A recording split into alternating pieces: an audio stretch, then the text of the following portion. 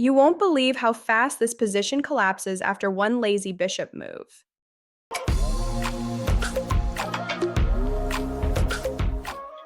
Welcome back, guys. Today we are looking at a wild game from Titled Tuesday featuring Matthias Bluebaum. You might know him. He's the German grandweight who shocked everyone by qualifying for the candidates recently. He's playing white here against Dean Klobuchar, and I want you to pay attention to how quickly a position can crumble when you ignore your opponent's threats for just one move.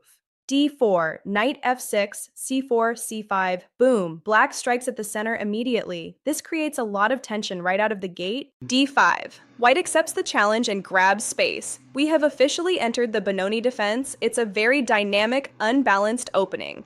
Now, black has a couple of famous ways to play this. They can challenge the center immediately with e6, known as the modern Benoni, or go for the spicy Benko gambit with b5. But here, black chooses the solid d6. They are going to play this a bit more positionally. Knight c3, g6. Black prepares to put the bishop on the long diagonal, which is the heart and soul of this setup. Ae4, white takes full control of the center. Look at those pawns. Bishop g7. H3, a smart little prophylactic move, basically just telling black, no, you cannot bring a piece to g4, don't even think about it. Black castles kingside. Knight f3, knight a6. Okay, so knights on the rim are usually dim, right? But here there is a very specific idea. Black wants to reroute this knight. Bishop d3, knight c7. And there it is. The knight comes to c7 to help support a pawn push to b5 later. It's all about fighting for queenside space. A4, white says absolutely not and clamps down on the b5 square. Classic suppression of counterplay. Black plays a6. This is a very standard waiting move in these structures, preventing any knights from jumping into b5 later. Bluebaum castles. Safety first, getting the king out of the center before things heat up. Rook to b8 by black. The idea here is pretty transparent. He wants to push the b-pawn, expand on the queen side, and make white's life difficult over there. Bishop to f4. I like this development. It puts the bishop on an active diagonal and eyes the d6 square. Black maneuvers the knight to d7. Usually, you see this to prepare pawn breaks or reroute the knight to a better square. Rook to e1. White aligns the rook with the central file. This is classic X-ray pressure. Even though there are pieces in the way now, that file will open up eventually. Black pushes pawn to b6.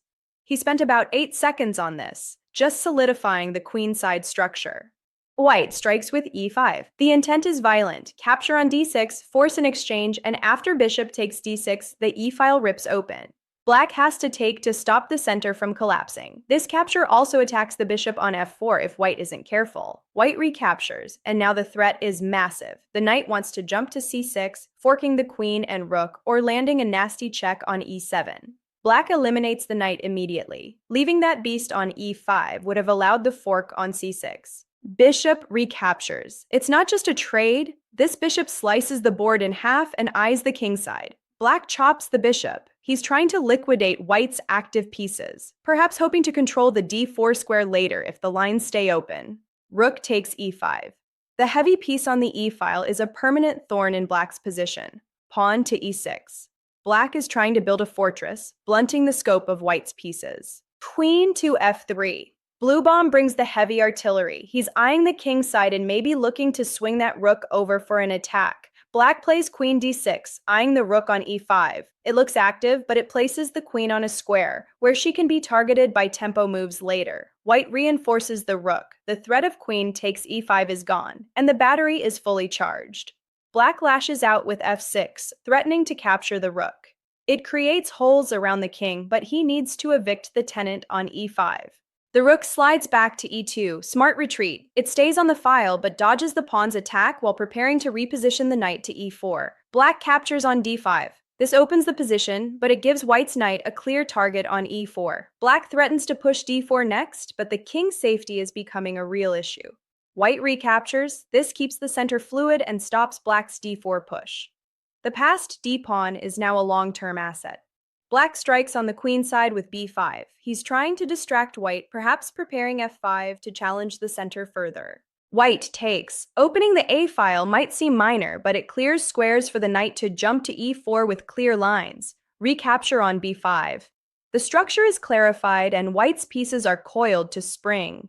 Here comes the knight, ne4. This is the tactical pivot. White threatens to take the queen on d6 and fork the position. The queen runs to d8. Passive defense. Black avoids the capture but allows white to dictate the pace. Black is hinting at a counter push with c4 to undermine the bishop. White cashes in on c5. A free pawn is nice, but the real threat is the knight's dominance and the coming kingside attack. Black grabs the pawn on d5. It looks like he's stabilizing, but removing the d-pawn opens the e-file completely for white's rooks. Queen slides to e3. This supports the knight and prepares to unleash the bishop on c2 for a mating attack. This is a catastrophe. Black places the rook on e8, lining it up for a tactical sequence that white misses.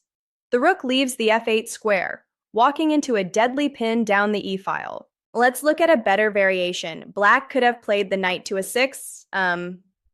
White would take it, obviously, and the bishop would recapture the piece. This simplifies things nicely.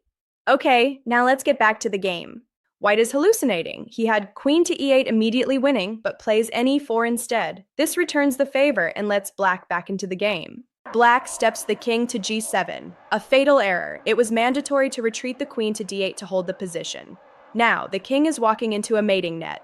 Bluebaum misses the kill. He should have played queen to g3, keeping the tension. qf4 allows black to scramble. Black offers the queen trade on e5. Desperation, hoping white trades into a drawn endgame. White retreats to c1, a cold move. He keeps the queens on the board because he smells blood on the king's side. Threatens na(xf6). The final nail in the coffin. Black develops the bishop, but completely ignores the tactical bomb. He had to play knight to e6 to cover the weak squares. Boom! Knight takes f6. The tactic is unveiled. If the queen moves or takes, the back rank and the exposed king are doomed.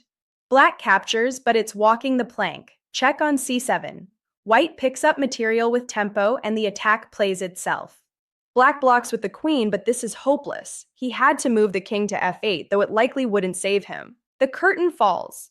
re7 pins the queen to the king. The game is over. Wow, that ending was pure chaos. It really shows that even at the grandmaster level, when the clock gets low, simple developing moves like bishop to f5 can instantly lose the game if you aren't calculating the tactics. Bluebaum kept the pressure high, refused to trade queens, and eventually the defense cracked. Let me know in the comments if you would have spotted that knight sacrifice.